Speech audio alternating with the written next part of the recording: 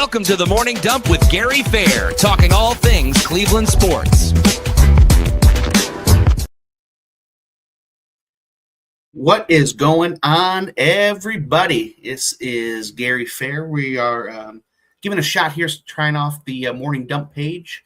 And we're coming here with some, I know it's not the morning here, but, you take your morning dump whenever it is that, you're waking up. And Browns fans, you woke up to some news today of Kevin Stefanski being fired.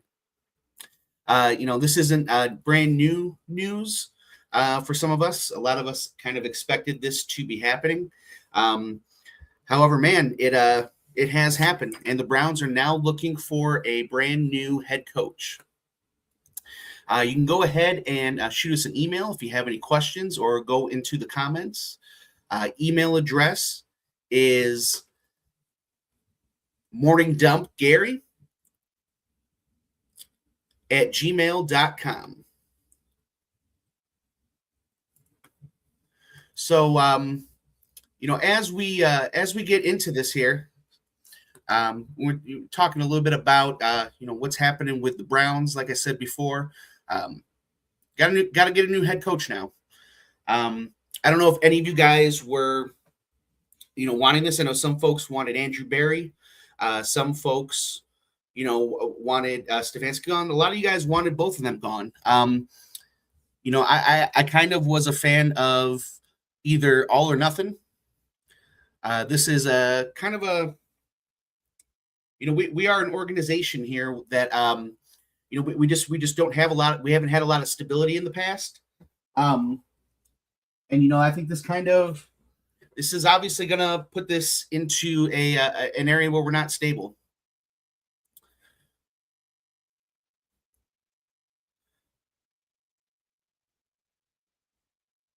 So what I'm going to do right now is I am going to bring up, so we're going to start with the Haslam press conference here. We're going to bring that up. We'll watch a little bit of that live and kind of talk about all of this together.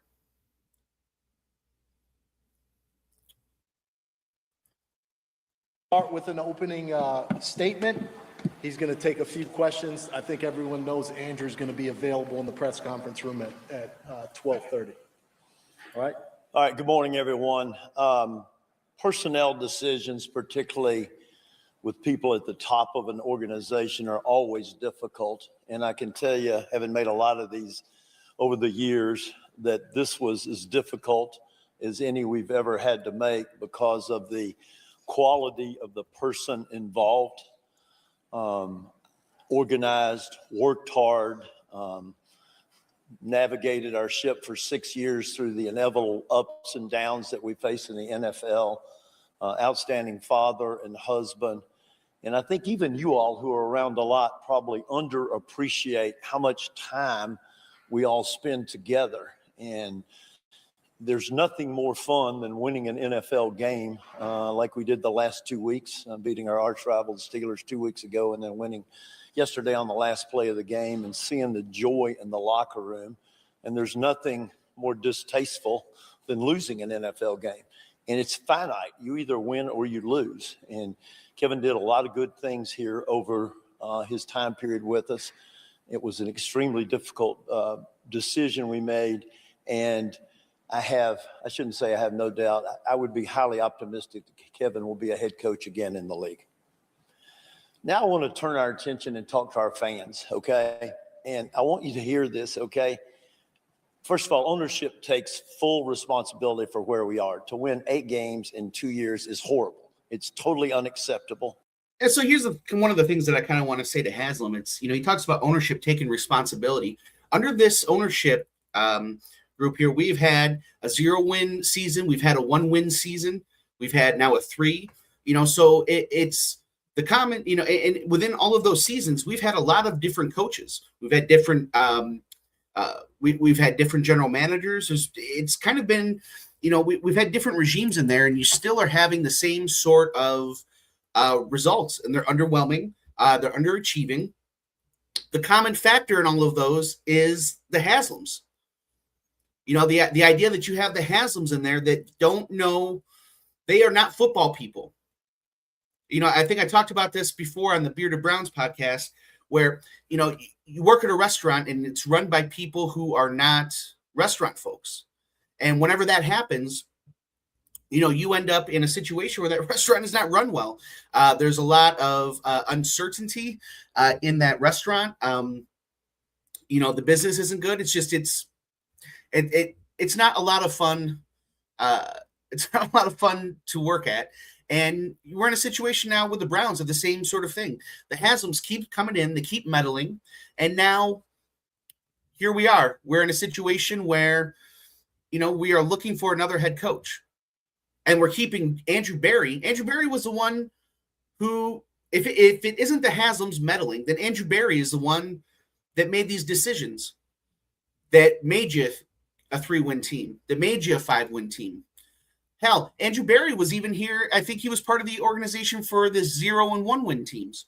So if you're talking about like who's going to take responsibility for what's happening with the Browns, you fired the one guy who doesn't really have all of that responsibility. I mean, he's the head coach. He's responsible. We'll let Jimmy talk a little bit more. Okay. And it's not going to continue. Okay. And I want the fans to know we are as frustrated as you are, and we hear a lot from our fans, which we actually appreciate. We have great fans. They're extremely passionate, and they deserve better than what they've gotten the last 2 years, okay? No, I don't need to say anything else. We are going to give you a better product. Our sole goal here is to be a consistent winner, not make the playoffs in 20 and then make it again in 23, not win 8 games in 2 years. That's not what we're trying to do. That's not acceptable. Our fans deserve better. We'll start the head coach search literally this afternoon. Andrew Berry will lead that effort. Key members of his organization as well as ownership will be involved in the process. You all have been through these processes before, and I think we have a good plan laid out. I want to comment on Andrew because I know there's questions out there. Well, why didn't you change both of them? Or why didn't you change Andrew and not Kevin? And I would say this. I think Andrew, over the last year, has done a very good job. And I want to go through that because I think it's important to talk about the moves he made to strengthen our team, okay? I think it began with what I would call a very efficient free agency. We added one player, and that player made a substantial difference in our football team, and that was Malik Collins. Malik is not only a really good player, he's a really good person who is a leader on our defense. So Haslam now is going through, as we're going through this press conference. A leader in the defensive Haslam line. is talking about Andrew negotiated all the great trade things that Andrew has done. He's talking about, the defensive line, the free agency that he had. And, one of the issues, though, when we get back down to it is that, when Andrew Berry took this team over, he took over a playoff team. You had a quarterback. You had an offensive line. You had one of the best offensive lines in football. You had OBJ. You had a good football team. And since Andrew Berry has been here, that team has slowly been run into the ground. And I don't think that one draft does not make up for the last however many years Andrew Berry has been here. Unless, of course, it is not him that's been doing the drafts. And if it's not him that's been in that draft room, then the issue goes back to you as an owner. And I just don't know what kind of coach wants to work in that situation. I know it's one of 32 jobs out there. It's one of 32 jobs, so guys are obviously going to take the job. But if they have other choices, they're not going to. Logan says that it's a shame Jimmy didn't address that. Berry didn't do anything to help our offense. And that's true. I mean, Berry hasn't put a wide receiver in there. He hasn't. What have the quarterbacks been since Berry's been there? I mean, talk about, okay, so maybe Berry isn't, it's not his fault that you have Watson, right? But wasn't it, who was that quarterback that we gave? He was the highest paid, second string quarterback from Minnesota that we brought in behind Baker, right? And then Jacoby Brissett after that. So it's not like he's picking these these backup quarterbacks that are doing anything to really help the team as well. Judkins was a solid pick as well. But yeah, it was as Logan says, it was an obvious pick to make. And running backs are not have not been a weakness of the Cleveland Browns and Andrew Berry. They've been able to get running backs, but running back, unfortunately, is a devalued position in the NFL nowadays. You cannot build a team on a running back. They're fragile and they don't last long. And that's just what it is, So it's really cool that he got this tight end and he drafted a good running back. But there are certain positions in the NFL that you have to draft well, and the rest of those you can go in and you can kind of do through free agency. And the Cleveland Browns, we draft the positions that you can fill through free agency well, and then we don't properly fill those positions that you can't fill through free agency. Meaning, if there's a great wide receiver, he's never going to be available on the free agent market. Same thing with your quarterback. Same thing with your lineman. Those three positions get signed up to extensions every single time. If you're a good wide receiver, if you're a good quarterback, if you're a good lineman, offensive lineman, you get signed to an extension. You don't reach the market. Running backs reach the open market all the time.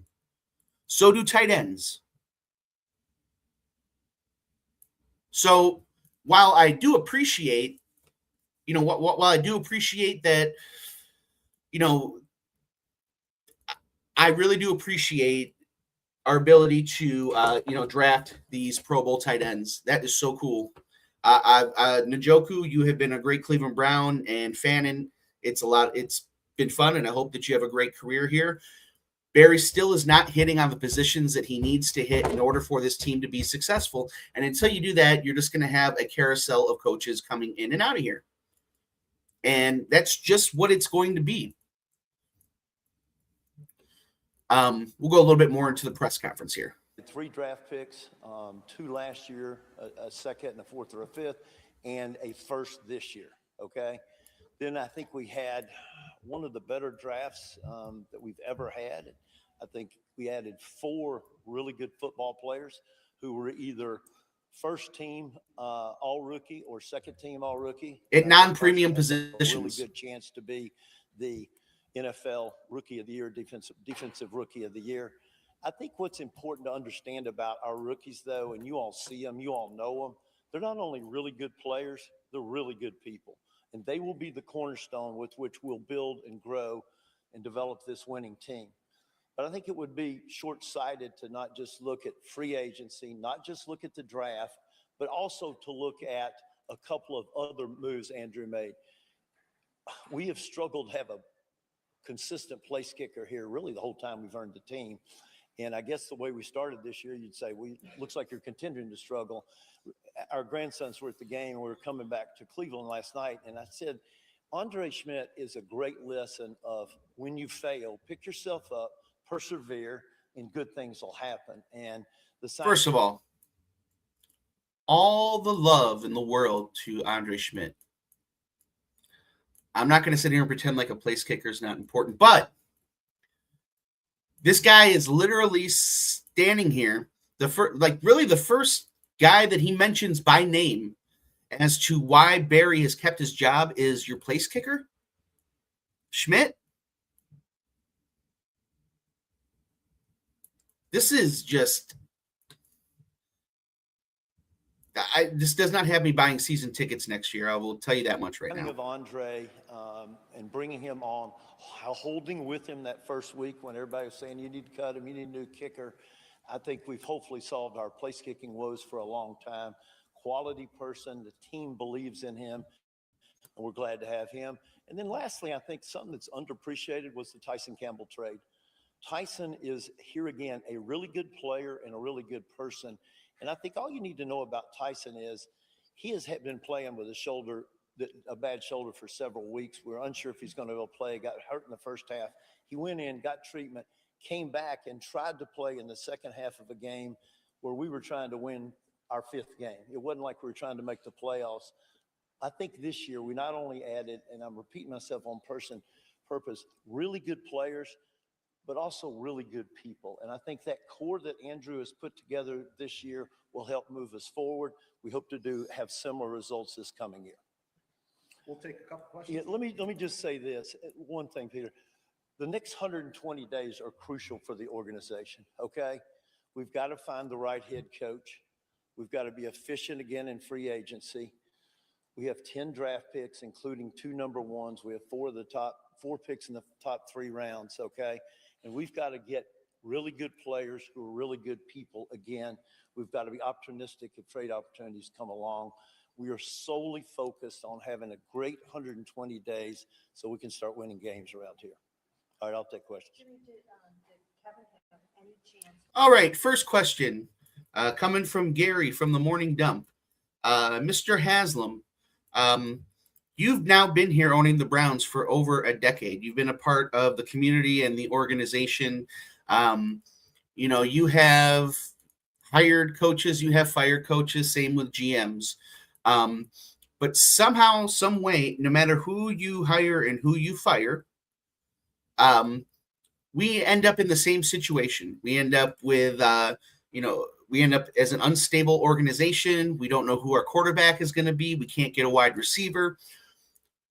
What is the common denominator in all of this? Oh, that's not what she asked. Mary Kay, that's not what you asked. I don't think those decisions are made over. I think those decisions tend to be made over a period of time, and I'll leave the conversations we had with Kevin between us because I think he deserves that respect. Jim Schwartz be a candidate. We haven't looked at that yet. I would say this: we think a lot of Jim Schwartz. Jimmy, less than 6 months ago, you did. All right, guys. So he is out. We're not going to keep belaboring this. I don't know how much more of this press conference I can actually watch here, but there are some candidates in here who there are some candidates here to replace him. Some we have heard, some we haven't heard. There's a couple. There's one from the Bills, right? So you got Joe Brady over at the Bills. He's the offensive coordinator. They think he might be ideal to develop Shedeur Sanders, but then they're non-committal on Shedeur. So you spend those draft picks. He is such a great general manager. You have spent 2 draft picks, a 3rd and a 5th on a quarterback, and then you can't even commit to that quarterback next year. So I don't really necessarily know if this is something. This is going to be a hard sell for any sort of veteran coach to come in here. But we could be looking at Joe Brady. Let me know in the comments. Is Joe Brady a guy that you like? Robert Saleh, he used to, was he, the coach of the Jets when Aaron Rodgers was over there? He's now the offensive coordinator for the Niners. He's a tough defensive dude. There's Clint Kubiak, the son of Gary Kubiak. Gary Kubiak, for Browns fans, that is a name that you've been hearing as a Browns fan for probably the last 25 years. Gary Kubiak was an offensive genius, and I don't know how many times, we in these situations where we're talking, it's like, hey, let's go get one if Gary Kubiak's available. Go get Gary Kubiak. I think he was offensive coordinator in Minnesota, head coach down for the Texans. He has a Shanahan-style offense. I think he's actually from the older Shanahan's system. So his son, Clint Kubiak, could be available there. His success with, they're saying Sam Darnold is making him a hot commodity for teams looking to develop a quarterback, which I don't necessarily know if Kubiak gets all of that credit because, Sam Darnold seemed to have turned that around himself before Kubiak was there, but that's a whole other story. But he did turn it around under Pete Carroll in Seattle. Mike LaFleur, who is offensive coordinator for the Rams. It's another branch from the Shanahan-McVay tree. Brian Flores. Brian Flores is an interesting one. I loved him as a head coach. He's aggressive. He's tough. I think he would be good with Myles Garrett. I would be a big fan of that. I just don't know what the NFL does here. Have we ever seen a situation with a coach or a candidate is suing the NFL and then gets a job. I don't know. I don't necessarily care whether or not he's suing or what, any of that stuff. If he's going to be a good coach and he's your best fit, bring him on in to coach the Browns next. They talk about maybe some family connections. People are talking about Deion Sanders. I highly doubt, let me put it like this. So Andrew Berry in his press conference would not even commit to Shador next year. So if you're not going to commit to Shador next year, you're definitely not going to even bring his father into the conversation as a head coach, in my opinion. So I think that one is kind of out there. But then you have, some veteran options. You have Jim Schwartz. Jim Schwartz, he has that horrible record when he was up in Detroit. But man, he has really held that defense together. Miles seems to like him. And right now you're kind of just wanting to, if the defense has been the only good thing about this team. And so if it's me, I'm kind of wanting to keep that stable. So I'm definitely talking to Schwartz about that. And then from Sam from the Bearded Browns podcast, this is his favorite, Mike McCarthy. He's a proven winner, Super Bowl winner with the Packers, couple years there with the Cowboys. So, I mean, we talk about like meddling owners. Jimmy Haslam definitely would be kind of Jimmy or guys, what is his name now? I'm brain freezing. Jerry Jones. He'd be Jerry Jones light. So I imagine if you could deal with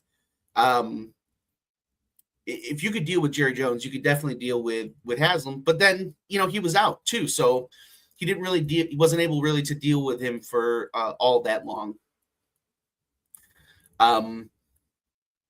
So the Browns. I mean, there's not really a candidate here that really like makes me excited. And I don't know if it makes you guys excited. Let me know in the comments if there's anybody here that makes you excited. We can start interviewing Kubiak on the 7th for a virtual interview. On the 12th, we can do in-person interviews. And then they're talking late January for a final decision. But this just isn't a coaching cycle that I think is very exciting for Browns fans. And this isn't a situation that even if you had an exciting round of coaches available, that this would be an exciting job for them to try and want to take. You have so much that you have to fix. Sheridan, what's going on, James? You're talking Brian Flores. I mean, he would be a heck of a head coach, man. He's tough. He's defensive minded. But, we talk about the circus that the Browns keep bringing. Is that going to bring more of a circus? I mean, it seems that there's constantly a legal circus around somebody in the Browns, whether it's Deshaun Watson. Before that was Kareem Hunt. Then we had who was the wide receiver that ended up going to the Ravens, or we got from the Ravens that drove and killed the guy on the turnpike drunk.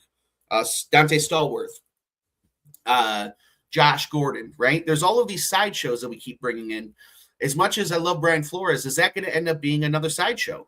So you're going to have the lawsuit. Talk about conspiracies. People already think there's a conspiracy going on with Shador. And then you're going to have Brian. I mean, I don't know. There's just a lot of conspiracy talk for one team, the Cleveland Browns, if they bring him in. But I think that winning cures everything. And, if Brian Flores is the guy, then he's the guy. Bring him in. He definitely got the raw end of the deal in Miami. I just, if he's not able to, work well with that owner down there who, doesn't meddle as much as Haslam, I don't know what you're going to do here in Cleveland.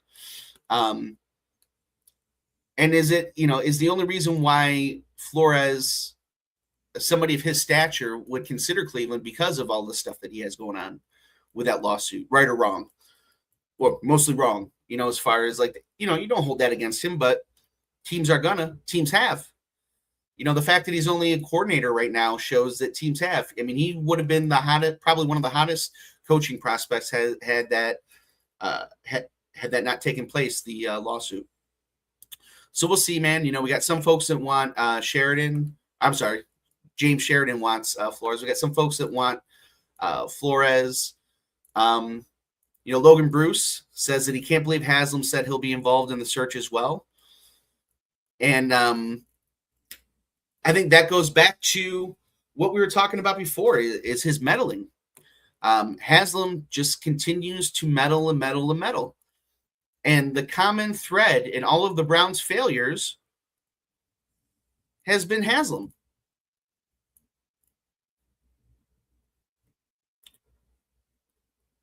And that's it. He has been the common thread. It's been Jimmy Haslam. So really, you don't know what to do here. Barry hasn't really proven that he can be the guy to make the picks because he hasn't. His name is on the first round draft picks that were traded away for Watson. You can't take your name off. You can't take your name off the test. It was put there on pen. His name is on that. And if you're going to hold Stefanski accountable for this, you got to hold Barry accountable. And if you're going to hold Stefanski and Barry accountable, you got to hold yourself accountable. And it doesn't seem as though they are holding themselves accountable, which has been very sad for Browns fans here.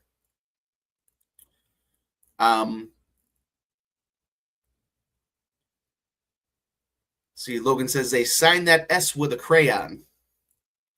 Yeah, I mean, it has been child's play here with the Cleveland Browns over the last a lot of years. They're just Dan Gilbert, if you're out there, check and see if the Cleveland Browns are for sale. I mean, I don't know that you would do any better. You seem to be a meddler as well, but at least you're not a felon. You know what I mean? At least Dan Gilbert, you're not. You weren't scamming truck drivers out there. Just this. It's the craziness with the Browns is just if you're going to, you should have done it all. If you're gonna clean house, you clean house. I just don't know what you do, because next year, if he doesn't hit with these draft picks in the next year, you're going to have to fire him. And then you're going to hire a GM who didn't pick his own head coach. So I don't know necessarily where that gets you. So this is another decision that may put the Browns 5, 10, 4 or 5 years back. And so you had, when you think about it, you had it like 2020, 2021. Think of the window of optimism we had there as Browns fans. We had Nick Chubb, Baker Mayfield, Myles Garrett. We had a Super Bowl window. We were really thinking Super Bowl during that time. And bad decision after bad decision have just slammed that door shut. And here we are. Are you guys going to buy tickets next year? Are you getting season tickets? Are you guys excited for the Dome? This stuff that they're doing doesn't exactly make me excited.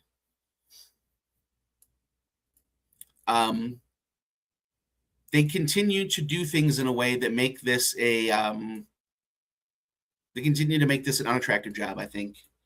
And it's unfortunate for Browns fans, because we are going to continue to purchase tickets, watch the games. We're going to be supporting that new dome. The dome, it's, going to be whatever, $400 a ticket to go see a game. And this is what we're going to look, this is what we're going to have to see. There's word that Haslam is just really worried about that 29 season, but you have to create a winning culture.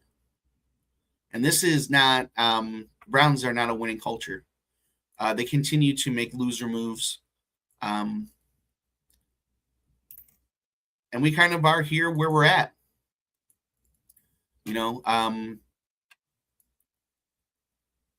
Logan Bruce says Haslam's taking advantage of a loyal fan base, and it's sad. And I don't disagree with that. I think the NFL does that in general. And the problem with one of the big things with Haslam too is I don't believe I don't believe that Haslam is purposely screwing this up. He just doesn't know what he's doing. You know, he's not a football person. And that's it. He is not a football person. He doesn't know. The fact that he's a part of the head coaching search is crazy. You're there to write the checks, man. That's it. You know, you talk about like being held accountable, right? So he's holding Stefanski accountable. Whoever held him accountable for Freddie Kitchens, because he wrote that check. What about Hugh? Has Haslam ever been held accountable for Hugh Jackson? Or given Petten 1 year? Or any of the other messes that they've put together? I